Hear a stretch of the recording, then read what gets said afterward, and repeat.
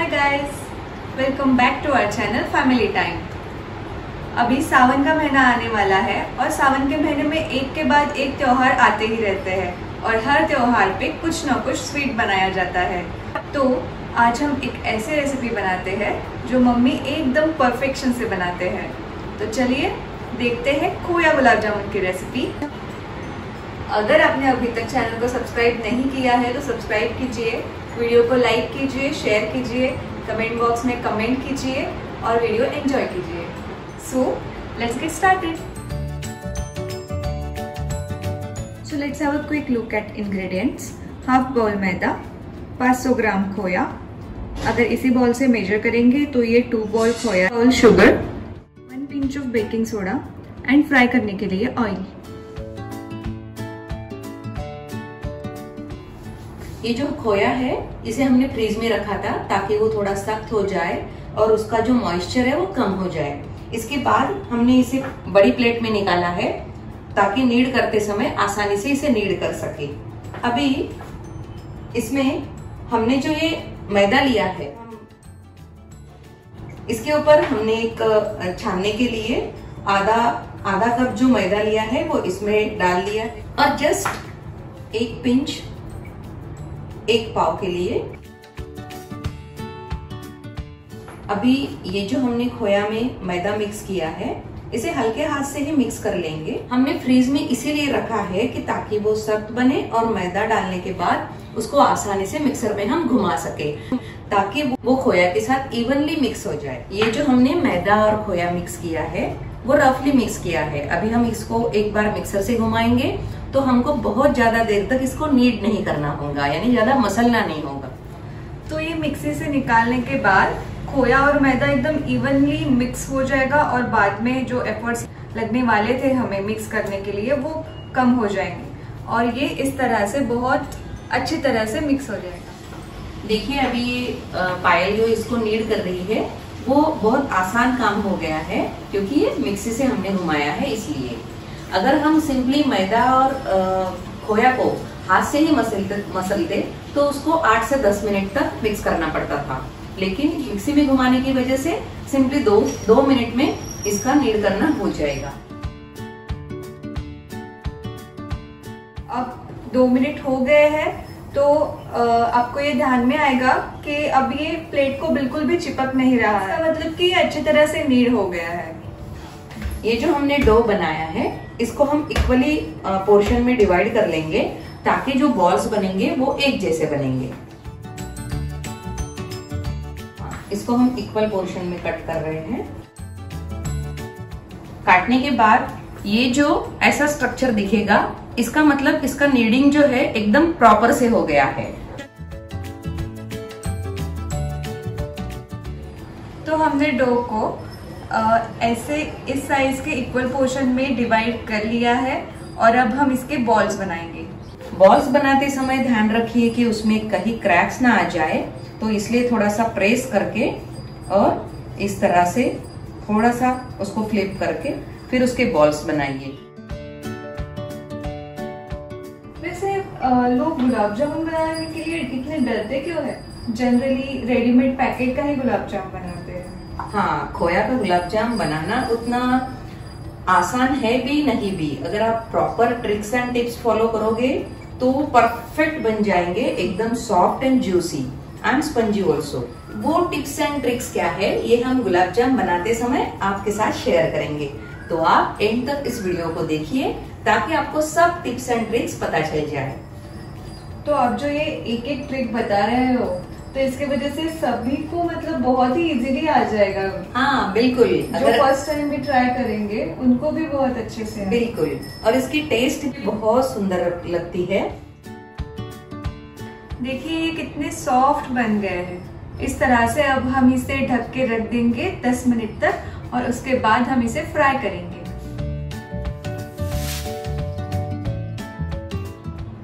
तो अब मैं गैस शुरू कर देती हूँ। इस पे हम एक पैन रख देंगे। इस बाउल से हमने हाफ बाउल मैदा लिया था और 2 बाउल खोया लिया था और चाशनी बनाने के लिए हमें 4 बाउल पानी लगेगा और 4 बाउल शुगर लगेगी। तो पहले हम इसमें पानी ऐड कर देते हैं।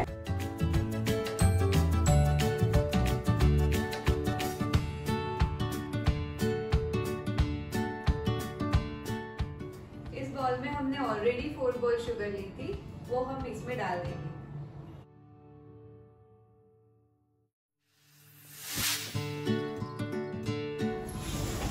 अभी हमने ऑयल भी रख दिया है फ्राई करने के लिए, और पायल जो है वो चाशनी बना रही है, तो चाशनी को बीच बीच में स्टर करते रहिए। और जो हमने ऑयल लिया है उसके लिए प्रॉपर यही कढ़ाई चाहिए। इसके फ्राई करने के लिए जो हम कढ़ाई यूज करेंगे वो भी एक बहुत इंपॉर्टेंट ट्रिक है, क्योंकि जब भी हम ऐसे बॉटम वाली कढ़ाई यूज करते हैं, अगर उसमें तेल कम लेवल तक हो, जब हम फ्राई करते समय उसमें पूरा डूब नहीं जाएंगे तो वो अच्छे से फ्राई नहीं होंगे। तो ऑयल कितना गर्म होना चाहिए? ऑयल जो है गुलाब जामुन के लिए जनरली हम कुछ भी चीज फ्राई करते हैं तो ऑयल एकदम से गर्म होने के बाद ही फ्राई करते हैं, लेकिन गुलाब जामुन के लिए इम्पोर्टेंट ट्रिक ये है कि आप जब भी गुलाब जामुन फ्राई करो तब ऑयल का टेम्परेचर बहुत कम हो। कम यानी गुलाब जामुन डालने के बाद उसमें से बहुत सारे बबल्स ना निकले। अगर बाय मिस्टेक ऑयल ज्यादा गर्म हो गया हो तो आप गैस को ऑफ कर दीजिए, और गैस को ऑफ करने के बाद उसको थोड़ा सा कूल डाउन होने दीजिए और फिर से उसको गर्म कीजिए।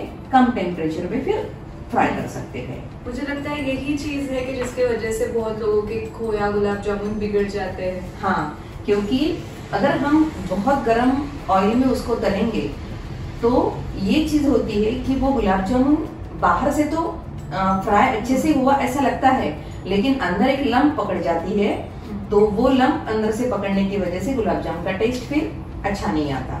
तो वो जो चीज होती है वो एकदम गर्म ऑयल में तलने की वजह से होती है। तो लो फ्लेम पे धीरे धीरे हमें उसे फ्राई करना है। हाँ। तो इसमें और एक टाइप है, ये जो गुलाब जामुन का बॉल हमने बनाया है इसे हम फ्लैट कर लेंगे, इसका कटोरी जैसे शेप बना लेंगे, कुछ इस तरह से वो दिखेगा। और अब इसमें हम गुलकंद स्टफ करेंगे। अरे वाह, बहुत हेल्दी चीज। ये गुलकंद है और ये मतलब बच्चों को वगैरह पसंद आएगा, कुछ अलग। अब हम इसे पैक कर लेंगे और इसका फिर से बॉल बना लेंगे थोड़ा लंबा। तो ये जो है ये इस तरह से बन गया है। अभी ये जो ऑयल है इसे हाथ से ही चेक कर सकते हैं।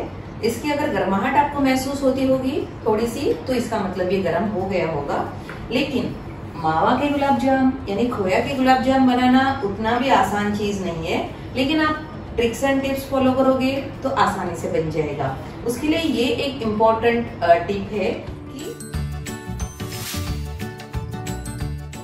ये प्रॉपर गर्म हुआ कि नहीं, इसलिए हमने ये छोटा सा बॉल बनाया है और इसको हम अभी फ्राई करके देखेंगे।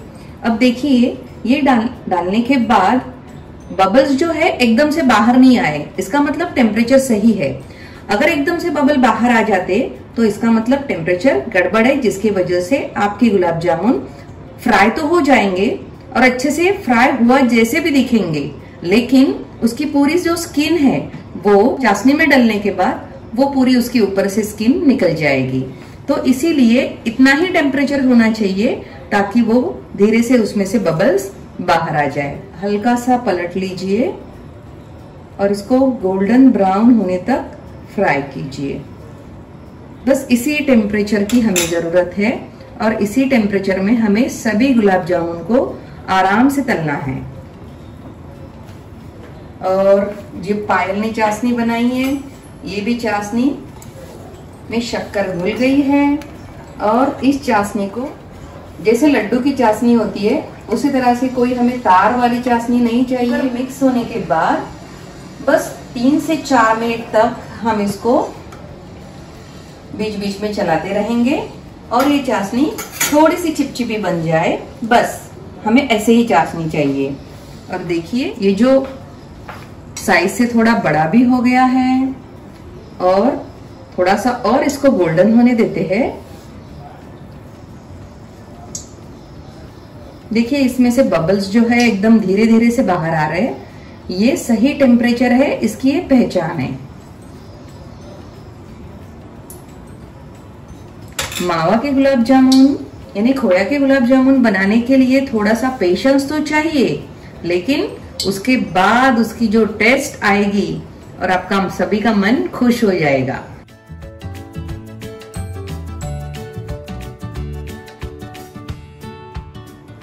तो ये देखिए, इसे इस तरह से अच्छे से जाली आनी चाहिए। ये एकदम से जालीदार बन गया है। ये गुलाब जामुन कैसे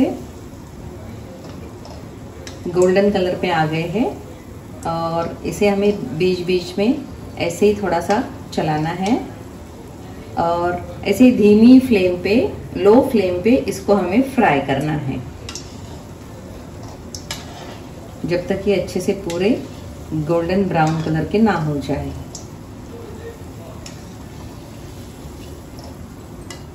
ये बॉल जो है वो पूरे अच्छे से उस चाशनी को एब्जॉर्ब कर पाए, इसलिए चाशनी को ज्यादा थिक नहीं बनाना है।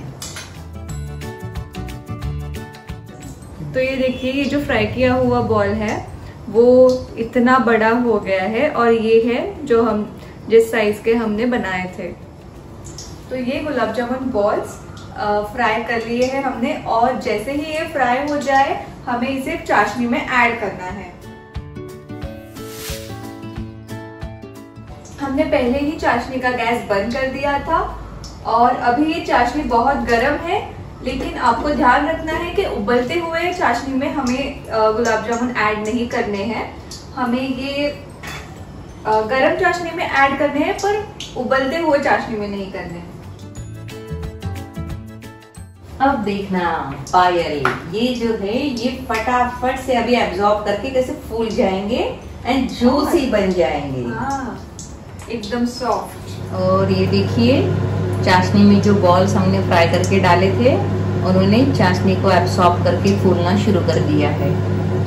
हमने गुलकंद डाल के जो गुलाब जामुन बनाए थे, देखते हैं कि वो कैसे बने हैं।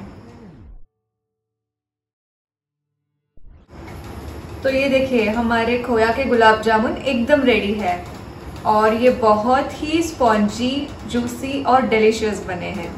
हम एक कट करके देखते हैं। तो ये देखिए, ये एकदम ही परफेक्ट बने हैं।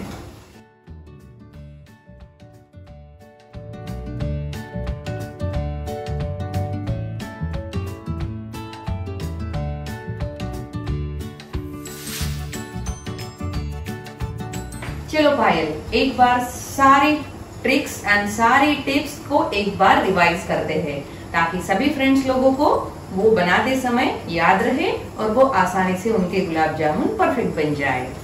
तो ट्रिक नंबर 1 बहुत इम्पोर्टेंट है। जब भी आप मावा मार्केट से लाते हो या फिर घर पे बनाते हो तो वो 4 से 5 घंटे के लिए फ्रिज में रख दीजिए ताकि उसका जो मॉइस्चर है वो कम हो जाए और वो गुलाब जामुन बनाने के लिए परफेक्ट हो जाए। वो मावा या खोया फ्रिज से निकालने के बाद उसे नॉर्मल टेम्परेचर पे लाने की कोई जरूरत नहीं। सिर्फ 5 या 10 मिनट तक उसको बाहर रखिए फ्रिज में निकालने के बाद और उसके बाद उसमें का जो प्रोपोर्शन है कि 1 पाव खोया के लिए या फिर आप बाउल में जिस बाउल में उसको भर के मेजर करते हो वो 1 बाउल खोया के लिए या 1 पाव खोया के लिए 1 पिंच सोडा, 1/4 बाउल मैदा, 2 बाउल शुगर, 2 बाउल पानी। इतना परफेक्ट मेजरमेंट रहेगा तो खोया के गुलाब जामुन भी आप आसानी से बना पाओगे। नंबर 3, जब भी आपके गुलाब जामुन के सारे बॉल्स रेडी है तब एक छोटा सा बॉल लीजिए और वो लो फ्लेम पर ऑयल में फ्राई करके देखिए और जब वो पूरी तरह से फ्राई हो जाए तो उसे कट करके देखिए। अगर वो अंदर से पूरी तरह से सॉफ्ट और जालीदार बन गया है तो इसका मतलब है कि ऑयल प्रॉपर टेम्परेचर पे है और आप बाकी गुलाब जामुन बॉल्स भी तल सकते हो। Ready to fry. ये तो हो गई इम्पोर्टेंट ट्रिक्स। अभी देखते हैं टिप्स। टिप नंबर 1, जब भी आपको फ्राई करने के लिए जो कढ़ाई लेनी है या पैन लेना है वो वाइड बॉटम का ना हो क्योंकि उसमें गुलाब जामुन चिपक जाएंगे और वो दोनों साइड से प्रेस होके उसका शेप अच्छे से नहीं आएगा। इसीलिए आपको नैरो डेप्थ वाली कढ़ाई लेनी होगी, ताकि उसमें ऑयल जो है कम ऑयल में भी उसकी हाइट ज्यादा रहेगी, तो बॉल अच्छे से उसमें डूब जाएंगे और अच्छे से फ्राई हो जाएंगे। ये भी एक इम्पोर्टेंट टिप है। टिप नंबर 2, चाशनी सिर्फ चिपचिपी होनी चाहिए, वो तार वाली नहीं होनी चाहिए। वो बहुत इम्पोर्टेंट चीज है। अगर तार वाली बनाएंगे तो वो गुलाब जामुन उसे एब्जॉर्ब नहीं कर पाएंगे, तो उसके अंदर तक वो चाशनी जा नहीं पाएगी। सारे गुलाब जामुन लो फ्लेम पे ही तलिए और उसके लिए थोड़ा सा पेशेंस भी रखिए, ताकि वो अच्छे से गोल्डन फ्राई हो जाए। उसके लिए टाइम तो लगेगा, और जैसे ही आप कढ़ाई से बाहर निकालते हो, आप उसे चाशनी में डाल दीजिए। फिर बस एक चीज का ख्याल रखिए, जैसा पायल ने बोला था कि उसे उबलते हुए चाशनी में कभी मत डालिए। बस, और थोड़ा सा चाशनी का टेम्परेचर कम हो गया, उसमें आपने बॉल्स डाल देना है। यही है सभी टिप्स एंड ट्रिक्स। तो ये सारी टिप्स एंड ट्रिक्स फॉलो करने से आपको खोया के गुलाब जामुन की जो रेसिपी है, जो बहुत डिफिकल्ट लगती है, वो बहुत इजी बन जाएगी। और जो प्रीमिक्स से बनता है उसकी टेस्ट और इसकी टेस्ट, ये भी फर्क आपको समझ में आएगा। और इसके बाद आप बार बार खोया के गुलाब जामुन जरूर बनाओगे, और वो भी कॉन्फिडेंटली।